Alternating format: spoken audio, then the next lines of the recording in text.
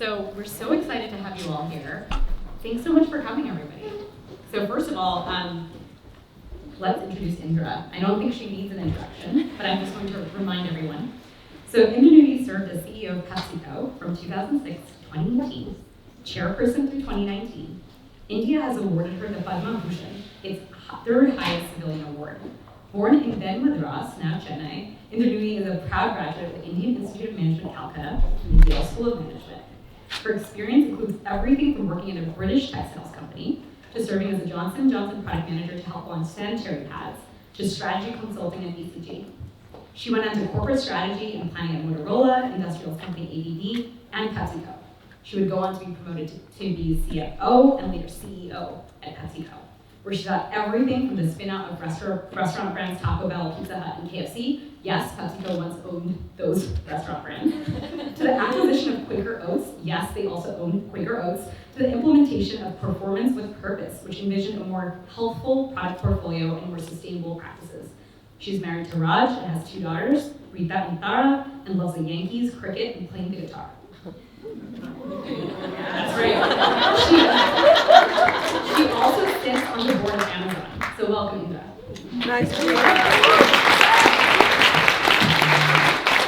Thank you for having me. See, I'm not techie. Thank you for having me, and thank you all for coming on time. I'm serious. I never expected this, so thank you. Thank you, Indra. So one of the words that I love that you use in your latest book, My Life in Full, is optimism. You felt that PepsiCo, when you joined, was an optimistic place. So, what does optimism mean to you, and are you an optimist? Oh boy, what a great question. But let me ask a show of hands. Anybody here work at PepsiCo, worked for PepsiCo?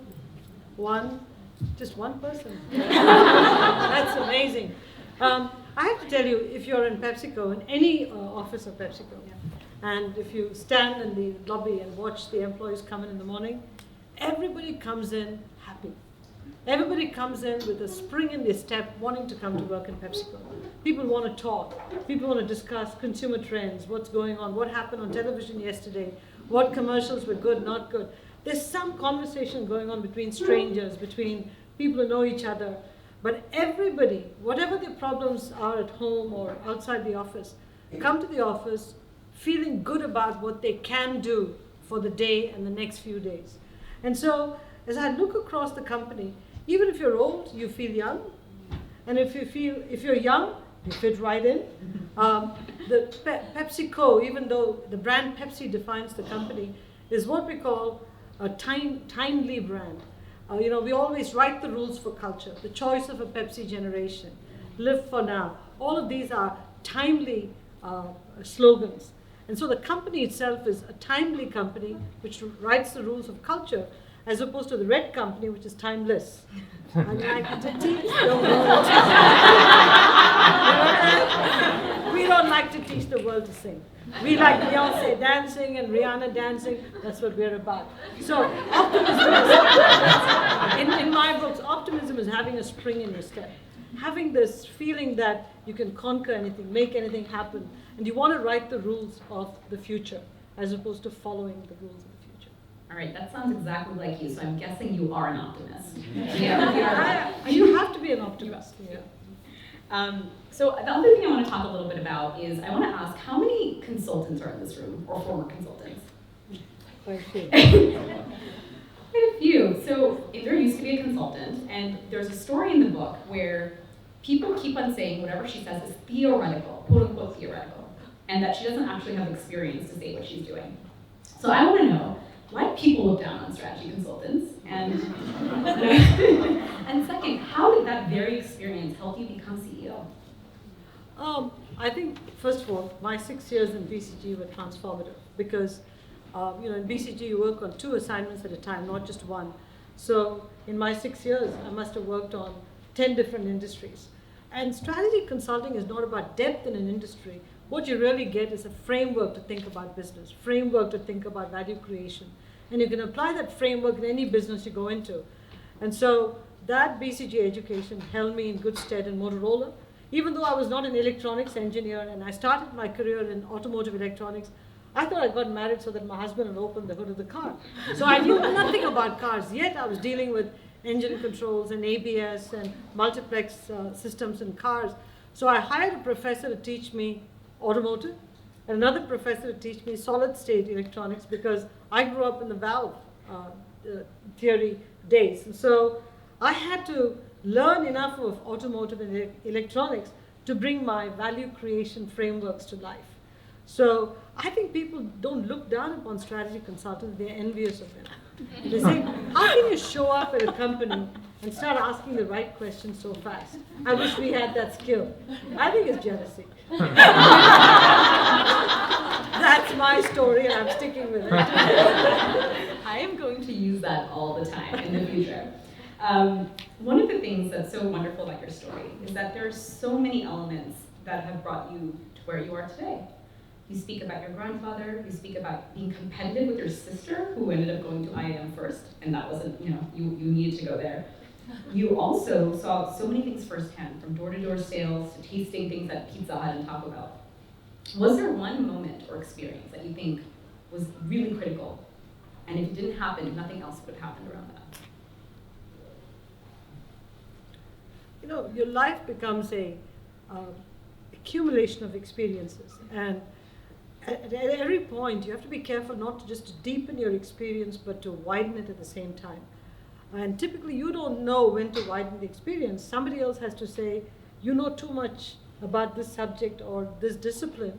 You now need to get different experience to broaden your portfolio.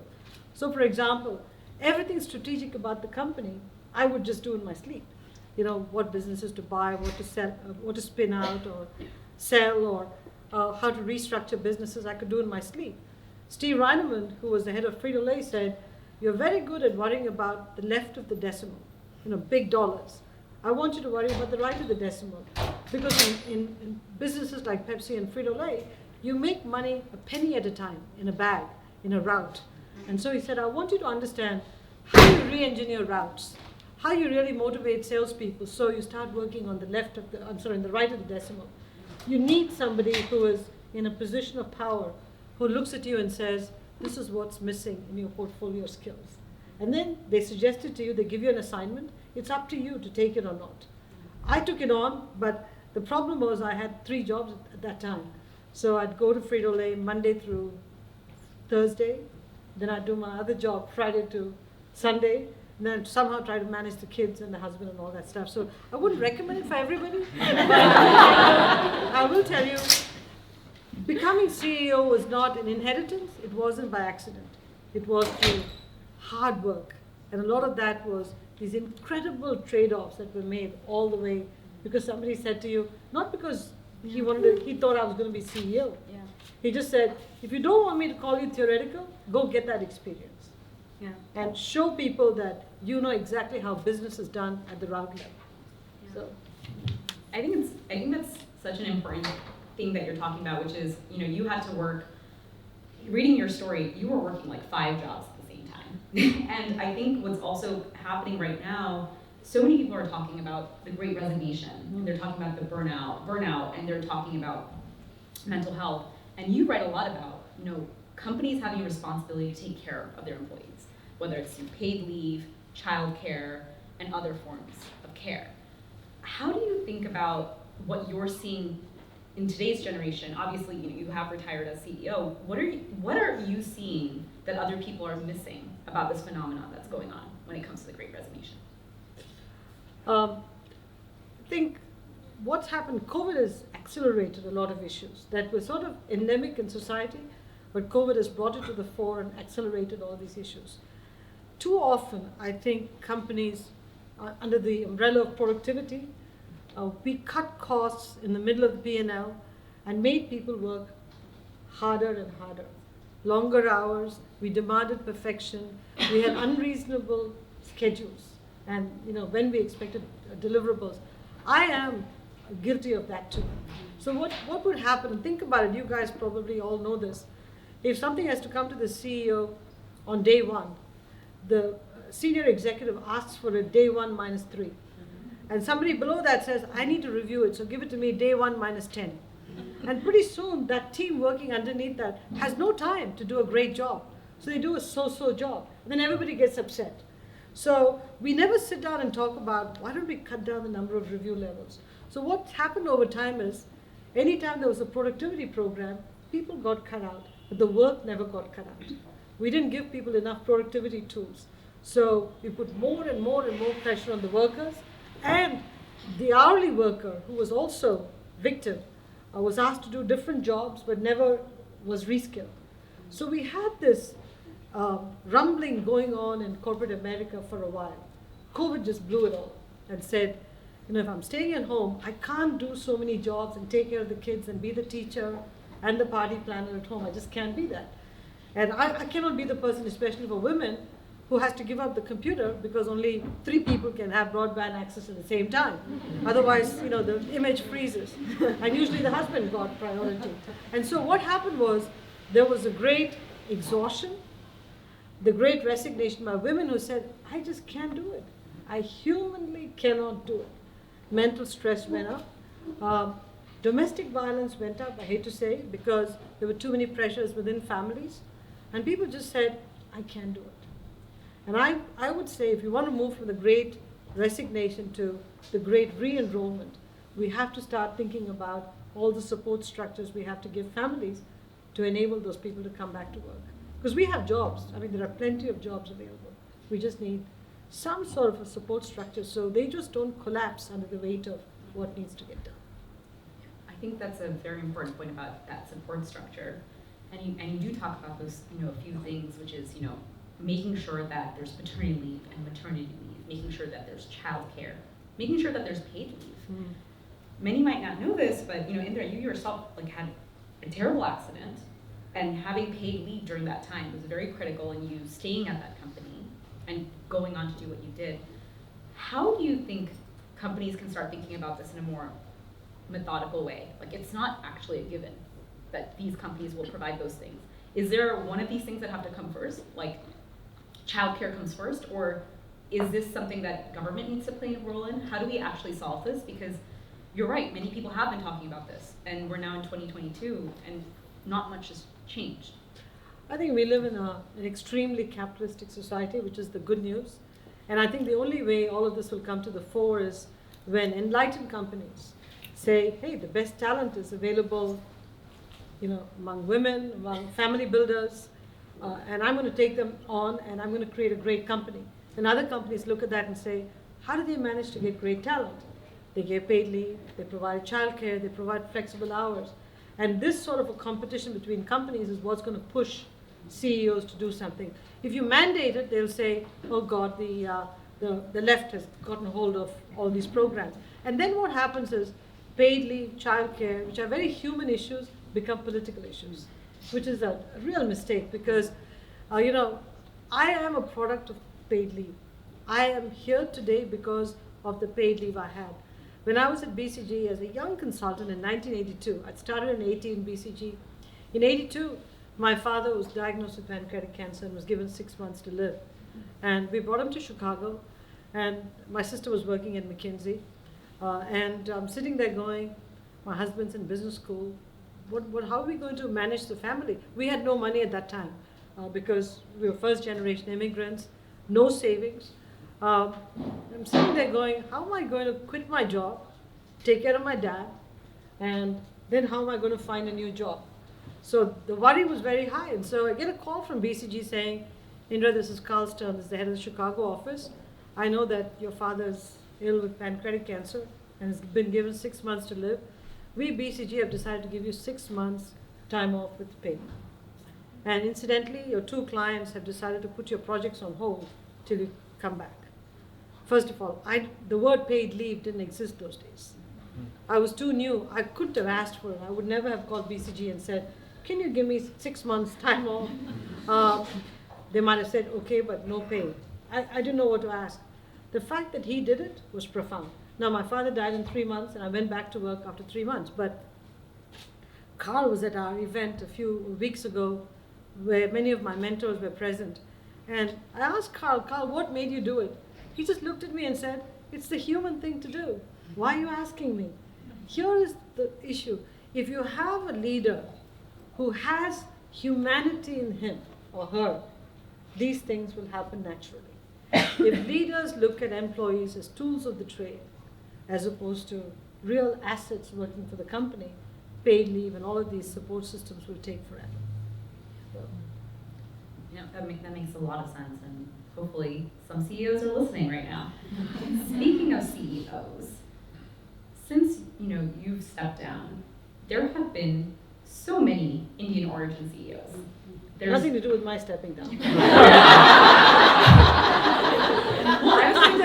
I just want to check and make sure. I think we're on the same page, but I think you set an example where you took on that mantle and everybody else was like, well, we need one too. So okay, granted. Granted. And so what do you think of this phenomenon? So it's not even just, there are some Indian Americans, but many of them are truly Indian origin immigrants, just like yourself, who've been, getting promoted and becoming the top, echelon of so many of these publicly traded companies, from, Alphabet to Adobe, et cetera, et cetera. I wish there'd be even more women, but we know, alas, the Fortune 500 has more, I think, Johns or something than women. So what do you think is driving that trend? I think in tech companies it's pretty normal because there are so many Asians in tech companies, and Indian Americans in particular, whether they come as first generation or were born and brought up here, are extremely smart, not just in what they're doing in the company, but in terms of where the company should go and a broader perspective of technology evolution. And that's why people like Sundar Pichai and Satya Nadella can rise. And they also have what I call a humble personality, tremendous humility, intellectual humility, personal humility. And so engineers don't feel like they're being ordered around, rather they're working in teams for the CEO. So you see a lot of success in Silicon Valley and in tech companies. I think I'd like to see more Indian American CEOs in mainstream companies. I think that's still lacking, and we have to figure out how to develop the talent that's in the pipeline. There's a lot of Asians in the pipeline. How to develop Indians in mainstream consumer companies, financial companies, into positions of leadership. People like Lakshman, who's gone to Reckitt Benckiser, or Vivek, who went to run Albertsons. Those are all great examples, but we need more of them. On that note, there's been such a rise of startup culture and just starting your own thing. Do you think that some of this talent pipeline is just shifting to startups or just starting their own thing because they're getting frustrated with what they're seeing in some of corporate America? Well, if you have that startup bug in you, go there and do it, because you'll constantly be second guessing what you're doing in corporate America. Because there's no question, when you become a large company, you have to have processes. You have to have structures. In fact, when startup companies reach a certain size, they have to have those processes and structures, whether you like it or not. Startups cannot act like a startup forever. At some point, you're going to have a financial meltdown, or regulators will come calling, or the SEC will come and want to see your books. So that's inevitable. In fact, every startup is dreaming to be big without realizing that when you become big, it's got its own processes and bureaucracy with it. But if a person has got a startup culture in their zeitgeist, just go do that. Because you're not doing big companies a service either. Because you sort of rebel against authority and processes. You hate what you define as bureaucracy, even though it's essential review processes. And it becomes irritating for the other people around you. So just go. Go start up. You might make money, you might be broke, just go. All right, corporate America, if you have a startup bug, just leave. Just go. Just go. I really like that advice. No one's keeping you there. No one's holding you hostage. So on that note, I want to focus specifically on women, because as we've talked about, women are smarter than men, right? So why should or shouldn't women give up on the Fortune 500? Because, I've also seen a lot of women, we've talked about this, there's many reasons they exit. You write about this as well. They exit the workforce, whether it's because they're not getting requisite support, whether it's because they feel they're not getting promoted at the same level, whether it's because they're not getting paid at the same level. And many of them have left the workforce or just left corporate America. So why should they not give up, or should they give up on the Fortune 500? So let me just lay the math out for you, because it's very important that everybody understands the math. Any corporation is a pyramid. It's a very narrow pyramid. If I look at PepsiCo, and if I look at the entry level of management jobs, there's about 15,000 people. Okay? And as you go up the pyramid and you get to one level below the CEO, there are about 15 executives. And then there's one CEO. So think about this. As you progress up the pyramid, it gets narrower and narrower and narrower. And if you're really ambitious, it's either up or out. Okay? And if you are in the pyramid of a large company, you've got to decide whether you're going to go through the entire journey. Are you going to climb Mount Everest? Knowing that when you get to Mount Everest, everybody's waiting to see you fall off Mount Everest. Everybody is hoping you'll fall off so the next person can go up. Because that's how it works on the top of a peak, right? That's true. Many people around about the third or fourth level leave to run smaller companies. A lot of women leave to run smaller companies, which is okay, because you're still being a CEO of a smaller company. The tragedy is when people leave because they just cannot balance everything. If you want to have a family, just make sure you have a spouse that is so supportive and really pulls in their weight. Because very often people say family is female. Family is not female, family is family. And if you don't marry the right person, you carry a disproportionate amount of the burden. You have to set up your support structures. The workplace can do some with childcare, but in the weekends and evenings, you're on your own, okay? You have to set up your own support structures. The one big advantage Asians have is you can summon your parents and have multi-generational families, a couple of sob stories, they're over. It has its challenges.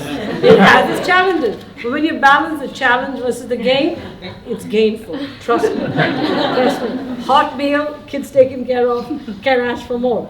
So be nice to your parents starting now. It's already too late, but be nice. But you need to build your own support structure. And you have to understand it's a slog to get up there. Because not only do you have to do your job better than everybody else, you also have to keep up with all the changing technologies around you. So you've got to be a lifelong student as you're moving up. So think hard before you say, I want to be a CEO. And if you decide you really want to go for it, understand that it's a massive commitment of time. Don't tell people, I want to be CEO, because then you become obsessed with becoming CEO and you forget the job. Just do the job that you're given better than anybody else, and just keep going. Now, there is no doubt that there is unconscious bias in the workforce. There's no question that sometimes women don't get paid as much as men. I will just tell you what Raj and I did. And what you choose to do is yours, is your decision. We chose to live on the lower of our two salaries. We said, whatever we make, whoever earns less, we should live within that salary, because if any of us felt we were not being respected at work, or we wanted to leave, or family circumstances said we should leave, that quit the job, we wanted to have that ability to quit the job. So we never lived to our means or beyond our means. Never, ever did. And that allowed me, one time in PepsiCo, when I thought I was being disrespected, I just walked in and said, I'm leaving. I don't want anything from you. I'm leaving tomorrow. Okay, so that gives you self-respect, then gives you a backbone. Too often people are overextended and the job becomes your lifeline. So be very, very careful.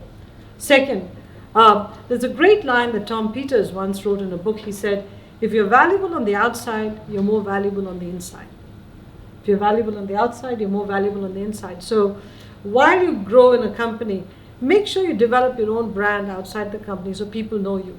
It's like Juggernaut that you started. If you're working in a company and still doing Juggernaut, you've got a brand and a persona outside the company, like Simi does. Simi Shah, who's my chief of staff. She's just chief of staff, moonlighting with me as chief of staff. She's got her own South Asian podcast. I mean, she's a... Also download that. She's fantastic. But decide what your brand is. Don't take another job, but decide what your brand is going to be, because people have got to know you in the industry a little bit. If you come in like a total unknown, especially in the senior middle levels of a company, it's very hard. At the entry level, the first two levels in the company, it's okay. But if you really get to that difficult N-3, the CEO -3 levels, that's when all the difficulty starts. The pyramid narrows a lot and the burden on you goes up exponentially. I'm so glad you answered the question about how you dealt with finances, because that was a very hotly requested question from the audience. And on that note, I think, one of the things you talk about, and from what it appears, is you've raised 2 wonderful daughters. And when you're an immigrant, you're working really hard. And one of the things I think maybe the audience, I won't speak for them, but a lot of young urban professionals feel is that, okay, let's say I do make it. Let's say I'm an immigrant and I make it. How do I make sure my kids aren't like spoiled brats or terrible people? Are there things that you and Raj did to make sure that the family still had those original values?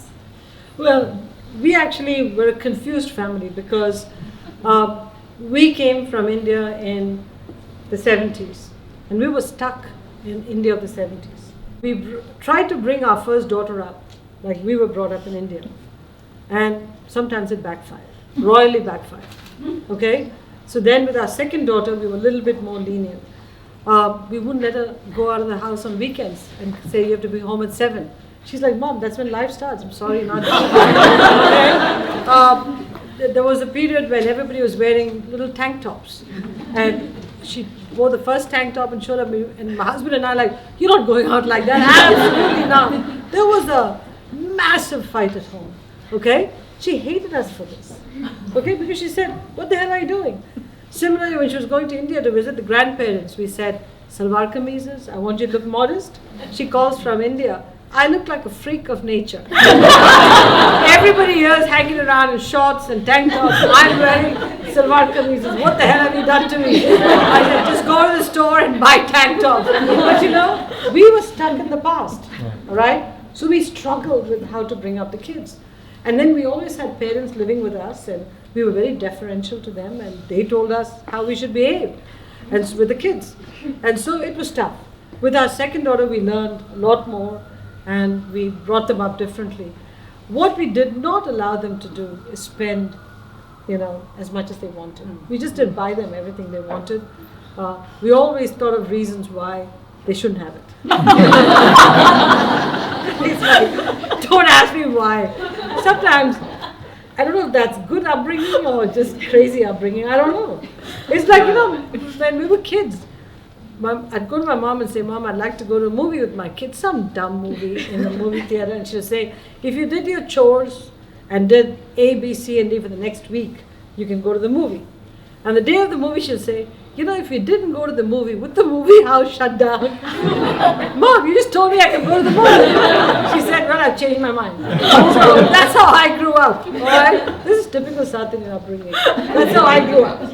So I tried to do a haircut on those and be a better mom. But my first daughter will give you chapter and verse as to how I wasn't, not tiger mom, but whatever the equivalent is on the social side. Yeah. I was that.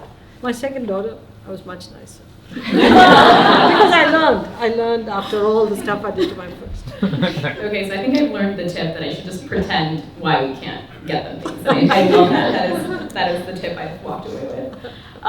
You speak about learning a lot. Your grandfather taught you to always be a student. What are you learning about right now? Oh my God, so much. I tell you, I'm learning about cryptocurrency. I was at a dinner with all of these cryptocurrency guys, the Coinbase guys, the Andreessen Horowitz guys. They were all talking a language I didn't understand. But then I told them at the dinner, I said, hey guys, you're all talking a language I don't understand, but all the regulators are my age. I get to regulate you. So you have to teach me. Okay, you have to teach me, because if you don't teach me, I'm just going to say cryptocurrencies. No, right? So I just bought this book on the future of money. I'm 3/4 of the way through. I'm learning everything there is about cryptocurrency, watching YouTube videos, great YouTube videos. And then I have all these Coinbase chaps, the CEOs and the founders who are teaching me too. So I have the best of the best teaching me. And anytime I say I don't understand it, they look at me like, why don't you understand it?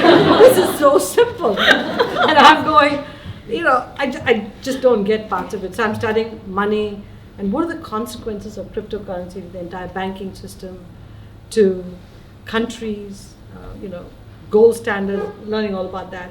I'm learning about synthetic biology because I do a lot of work in plant-based alternative products, and I'm trying to figure out the limits of synthetic biology. How far can it go? And as a vegetarian, how should I think about cultured meat and a cell-grown milk or butter, which is really not non-vegetarian, but it's not vegetarian, somewhere in between. How should I think about that? And if you take a plant-based burger and you add organic, vegetarian products that make it look like beef burger, do you still want to eat it or not? So I'm working with companies to say, you can't, because a vegetarian will struggle with eating a product that looks like beef, because I'm always suspicious. I'm always digging those products and saying, so I'm learning a lot about what do we need to do to make a plant-forward burger or a patty. I don't want to call it a burger. How to think about cell manipulation, how to think about cryptocurrency. These are my two areas of focus right now. It changes. So what's the verdict on crypto so far? Do you think you might invest in it? One of the things they told me that I should spend a couple $100 to buy some Ethereum and some Bitcoin, and then just learn how to work with it, create the wallet, play with it. So that's what I'm doing now. Yeah. Tiptoe. Okay. I don't like things that have money that is volatile between $3,000 a Bitcoin to 40,000. I don't know how it can be a fiat currency. So I'm sitting there going, I got to figure this one out. Okay. Awesome, I love that. I know crypto, it's one of those things that people get very, very excited about. So speaking of what's been going on recently, one of the things that we have to talk about is Ukraine. So PepsiCo has always been a global company. There's actually a line I pulled out from one of my business school cases that Russia was the single largest bet we've made on any single country outside the US. This was PepsiCo way back in the day. When you think about what's been going on, what do you think is the role of business when conflicts like this break out? Well, businesses are major forces of the economy in any country.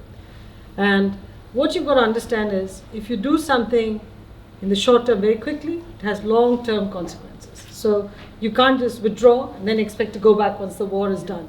So you've got to think hard before you do something. For PepsiCo, it makes it doubly hard. Tell you why. We are the largest food and beverage company in Russia. We're the largest food and beverage company in Ukraine. And we bought local companies and we built it. But we are not just selling beverages and snacks. We sell baby food, yogurt, bread. We are like everything in Russia and in Ukraine. So you sit there going, I'm not the CEO of PepsiCo first, so I'm not speaking for PepsiCo. She is not the current CEO. Yeah. So, if I had to deal with this, the dilemma I would have is if I shut down in Russia, they will take away my business because it's staples and people need to be fed. Ditto for Ukraine. So you have to stay in the business. So at that time, you no longer are PepsiCo, you become a local Russian company. And already 99% of the employees in Russia and Ukraine were Russians and Ukrainians.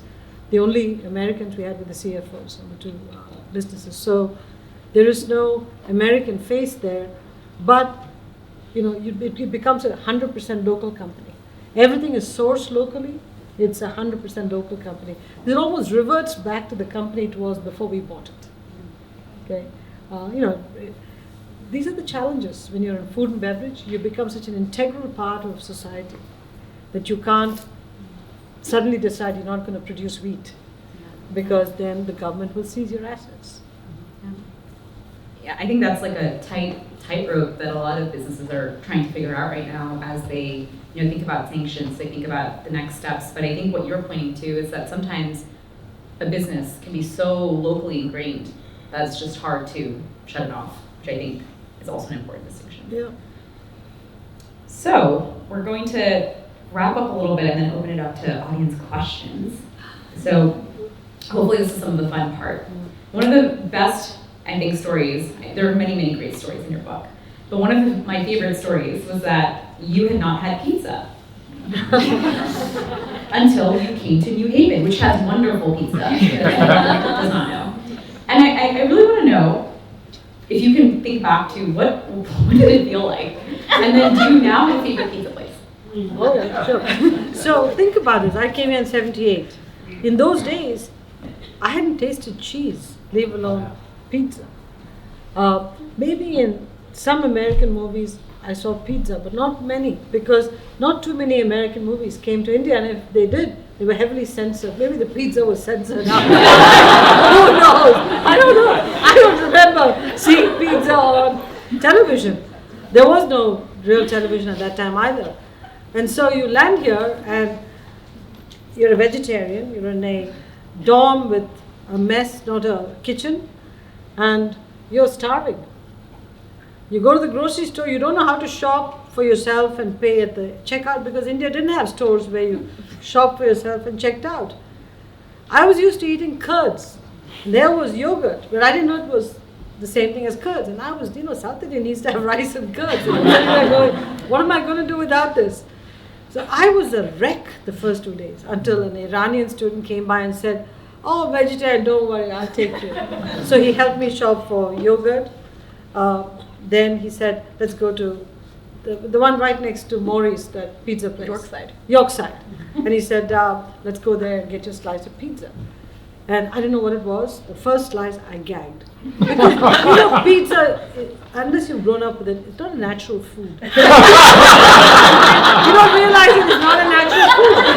And you've never tasted cheese. Mozzarella is not the first cheese you should try. Maybe for Indian, a little bit of Amul cheese to start with, but Amul didn't make cheese at that time. Okay? And if they did, it was just in Gujarat. It hadn't left Gujarat at that time. So, and had it left Gujarat, I don't think my parents would have bought it anyway. So here I am trying to eat this stuff, and he says, "There's no point gagging. This is all you got."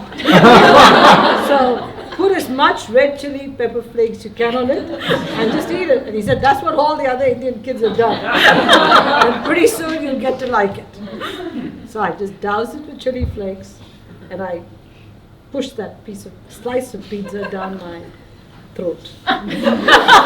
So now my favorite pizza places. We have Frank Pepe's now in Fairfield. So if we want it, we can go get it from there. Yeah. I still think Pepe's pizza is the best. There's no comparison. I know some people like Sally's, but I think Pepe's is still. I think we have Indra's verdict. It's Pepe's. Really good. And they've come closer to us in Connecticut, so it's great to be there. And if you're hungry, you can always go to New Haven and have it. Yeah. Except you can't make reservations. You have to stand in line. I hate that. For being a big donor to Yale, they should give me a free pass. No respect. No respect. So one of the other kind of favorite punchlines in your book is you talk about retiring, and then you just go back into work, and you sit on the Yale Corporation board. You are also on the board of Amazon. So I have a couple of questions on that. One, tell us something about Amazon that most people don't know. None of the confidential stuff, but some of the funny stuff that you found out as you had to get more involved in the day-to-day of advising this company. It's a big company. It's huge. Amazon in Seattle owns 44 buildings. They have 44 buildings of employees in Amazon, just in downtown Seattle. So you can imagine the scope and scale of that company. But Amazon is one of the most innovative companies. Every day, somebody in Amazon is developing a new business. And in Amazon, you don't have to come all the way to the CEO or the CFO to get permission. If you form what they call a two-pizza team, a team that can eat 2 pizzas and survive, meaning you don't need to order 10 pizzas because you have a big team. It's a 2-pizza team. As long as you can have a 2-pizza team and write your business case in 6 pages and turn it into the nearest finance level that you're there, you get permission to go ahead and start your business. And so it's a very autonomous, decentralized company that gives everybody a lot of power to create and start up businesses. And that's what makes Amazon very, very special. And they also know how to do it on a, sort of a shoestring, so that it's not that you're spending huge bucks to start up a business. People try things quickly. The cost of failure is low, so people are allowed to fail. So innovation is blooming in every part of Amazon. And very often they have these tech meetings where in a big, like a convention center near the Day One building in Seattle, they'll showcase all of these technologies. If you go there and you see all these new retail technologies or drone technologies or logistics technologies, you just sit there going, when you unleash people's imaginations, what people can do, the power of the human spirit is fantastic. So I think Amazon is one of the most consequential companies that the United States spawned, and I think it's a company that ought to be celebrated. Maybe misunderstood in some ways. Sometimes. And sometimes. Let's also talk about Yale. So I think that there are so many schools of thought about college. There are some people who say, just drop out. We have the Peter Thiels of the world. We have some people who say, the Ivy League is no longer relevant. When you think about the corporate strategy of an institution like Yale, whose governor, coincidentally got their riches from Madras, how do you think about the future of a company or like a quote unquote institution that's been around for hundreds of years? Like, where do you think it might fail in the future, and what do you think it has to watch out for? This is a question that's been asked at Yale when I was in the corporation. Now I sit on the MIT board. MIT has asked itself this question too for years. What's the future of education? It's a very resilient industry, I'll be honest with you, because it's interesting. In the past, we thought people came to college to learn hard skills, then you learn soft skills in life. It's the opposite. You actually come to college to build those networks, learn the soft skills. At a point when you're in an awkward stage in your life, that 18 to 22 is a very, very awkward stage in your life. In that stage of life, you need the human connections, you need the networks, you need the friendships that you cultivate. And the college environment, because you've now given legitimacy to that environment under the umbrella of educating people, you actually allow them to mature. You allow them to build networks and relationships. So I think colleges will continue to play that role. I don't think having a relationship with an avatar is a healthy future. And if you allow computer technology to progress the way it is, all education can come to the computer. Professors will come out of you as avatars and teach you stuff. That's all fine for. Maybe it'll happen and I'm going to be eating my words, but the fact of the matter is, I honestly believe every time I walk the Yale campus or the MIT campus and watch the students interact with each other, it's just it's an amazing feeling. Yesterday we were at BCG doing a talk, and every consultant has just come back to work. And the vibe there was so fantastic.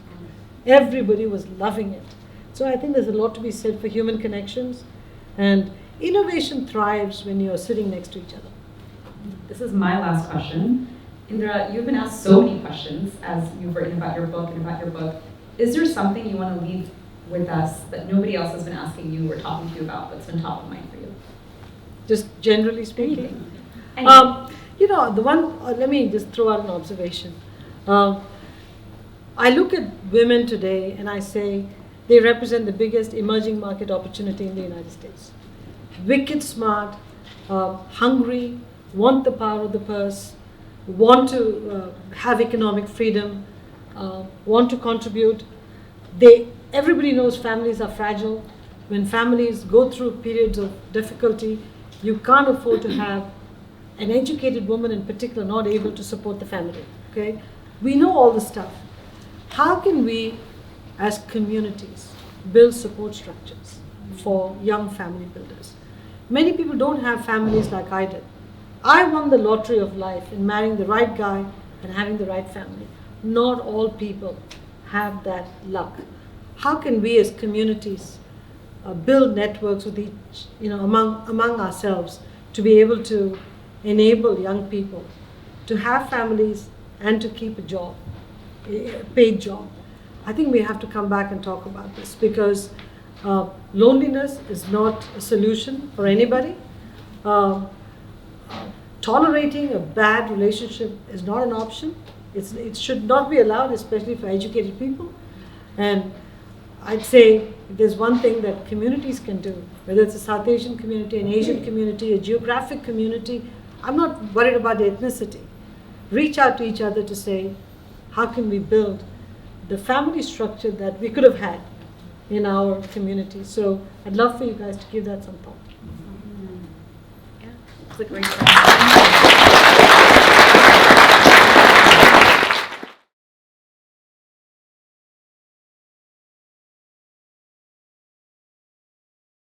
You can't lead a company for 12 years under the umbrella of performance with purpose and then suddenly say, I'm done with all purpose. I'm just going to go back to counting the bucks and spending it. No.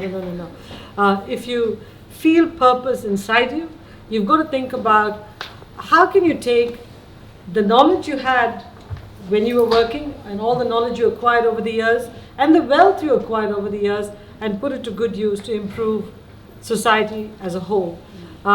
So what all do I do? I sit on the board of Amazon and I learn from it. Believe me, Amazon, I am a student of Amazon. But in terms of giving back, I sit on the board of Memorial Sloan Kettering here. So today we did a talk at MSK. It's more about, cancer makes people very vulnerable. When you get cancer, it's the lowest point in your life. And MSK gives you hope. MSK says, count on us. We're there to help you every step of the way. And all of us on the board of trustees, if we can contribute our money and our time to making sure that research institution stays healthy, is a good thing. I co-chaired Reopen Connecticut during COVID. So along with the public health head from Yale, the two of us figured out what Connecticut should be doing to reopen during COVID. And Connecticut did great during COVID because of the work that the whole team did. I sit on the board of MIT because I want to know what the new technologies are that are going to change everybody's life and then work through that. I teach at the US Military Academy in West Point. I teach all these cadets about leadership and what it is to be a leader, what kind of resilience you need to have. And then, of course, coming out of the book, the biggest moonshot is how do we work on the care economy? And I'm finding that a lot of people have researched the topics, scored the various options, all the work's been done, but nobody's convened them and said, okay, how are we going to advocate for positions where we ensure that states have affordable, available, quality childcare. And one of the things we're finding is that even when there's affordable and available childcare, it's not of high quality. So we're looking at how can we set up in partnership with community colleges, sort of Mary Poppins schools, so that we can actually make the childcare worker job an aspirational job. So you can't walk away from purpose. All right. My kids will say your purpose is being a mom. That too. That too.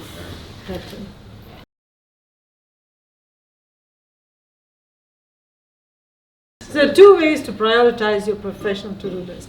One is because somebody gave you a deadline. Just do it, okay? But then make sure that the person that you're working with that screams the most, you get their priorities done. Because what you don't want is for him or her to go around, mostly him, to go around and say, he didn't do the work, okay? So you want to appease them and then take care of the rest. Or the other way is to say the easy ones I'm going to get done fast. And then tackle the really difficult ones. You have to develop your own style. All of this requires you to develop a skill on this prioritization. And priorities change even during the day. Because you think you've got your day set up and all of a sudden a crisis happens, everything has to be dropped, and you've got to go to another priority. That's how life is, and roll with it. Yeah, makes sense. Thank you.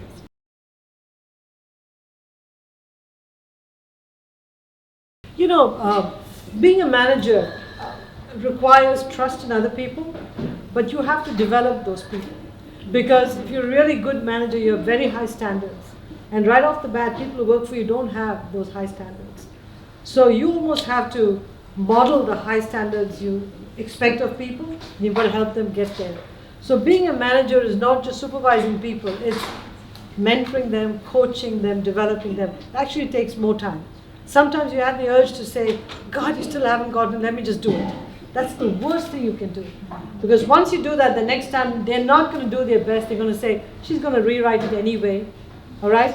So I got into this habit where anything I got, I would write on this. It's 60% of the way there, and I would send it back. God damn it, 60% of the way there. Next time it'll come back, I won't say it's 80%, I'll say 65 because the bar went up. Okay? Simi, I can give you an example of Simi. Simi is writing a letter for me. And I just circled what I wanted rewritten. She said, but why don't you just tell me what needs to be done? I said, no, I'm not. You go figure it out. Think hard as to why I don't like that paragraph. In my shoes, and I could hear her going, God damn, this is not good. Just today we had this conversation. I've rewritten the letter 2 times. And then she asked me in a very uppity way, any problem in the back? Because there's no markings. I said, the back is just fine. It says, regards, Indra.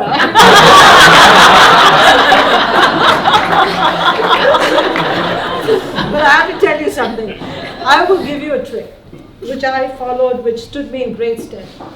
When I was an up-and-coming consultant, I was not a good writer. Okay? I couldn't write good decks.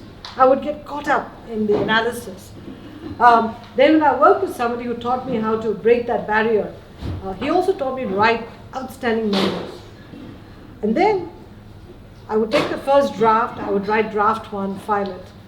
When the first changes were made, I would say draft 2 and file it. And when the end product was ultimately sent to the client, I would go back and look at all the drafts to see how it evolved, how the thinking evolved, because that by itself is a way of structured thinking. And so you've got to develop your own mechanisms to learn, right?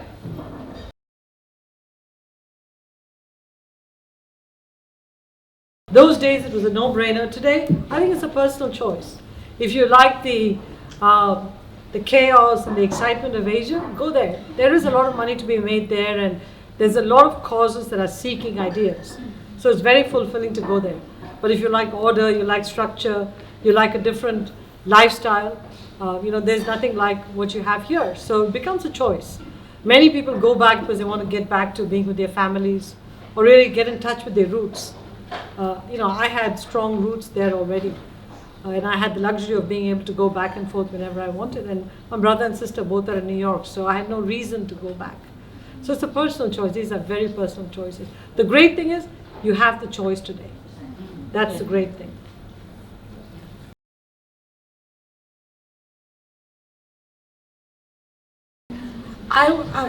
For most of my life, I felt uncomfortable, insecure, uncertain, everything. I'll tell you why. I didn't even know how to dress. Early in my career in BCG, I didn't have money to buy suits. So I bought a beige suit and a black suit. So one day I wore a black suit, one day beige suit. Third day was beige jacket, black suit. There was a flip. I lived with these 2 suits. Sometimes the hem would fall off the skirt, and I would take scotch tape and stick it. And in the middle of a presentation, I would feel that scotch tape. Well, what can I do? I can't send it off for dry clean because I need the 2 suits. In BCG, you're gone for 5 days. I need those 2 suits. So when you're in those sorts of situations, and you're the only one of its kind, you're the only woman, the only immigrant, the only colored person sitting in case teams with the CEO, in my mind I'm thinking that they're thinking, what is she doing here? Okay? So I was imposter syndrome to the extreme.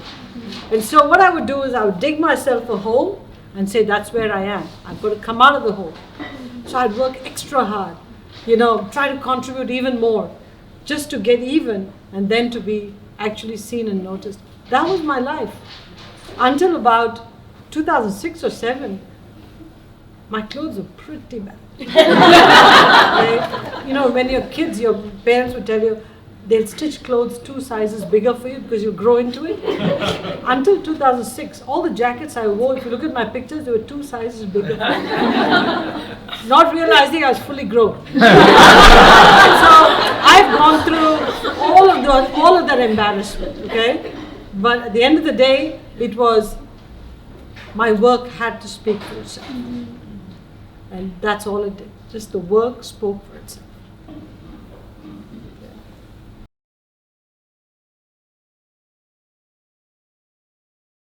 So Sheena, the whole ESG approach is about just that. What is your environmental footprint? What are you doing about your impact on the environment?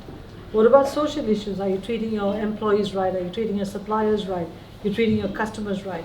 And governance issues. Are you paying your people right? Are you paying your senior executives too much? That's what all this ESG investing is about. The problem is that ESG metrics are today viewed as, oh God, another set of metrics by some left-leaning progressives, as opposed to ESG is about injecting purpose into companies and making sure that they leave a positive imprint on society. When ESG moves from fringe to mainstream, then we will see a new kind of capitalism emerge.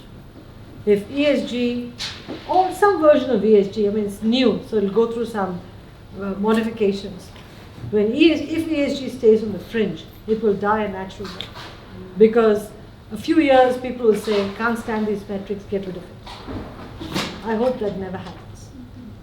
What I did in PepsiCo in 2006 is I codified a lot of ESG, which didn't exist then, but I started with future-proofing the company through purpose. And that became the foundation for ESG today. Okay, so companies have to think that way. Great. I think that's a wrap. Thank you so much.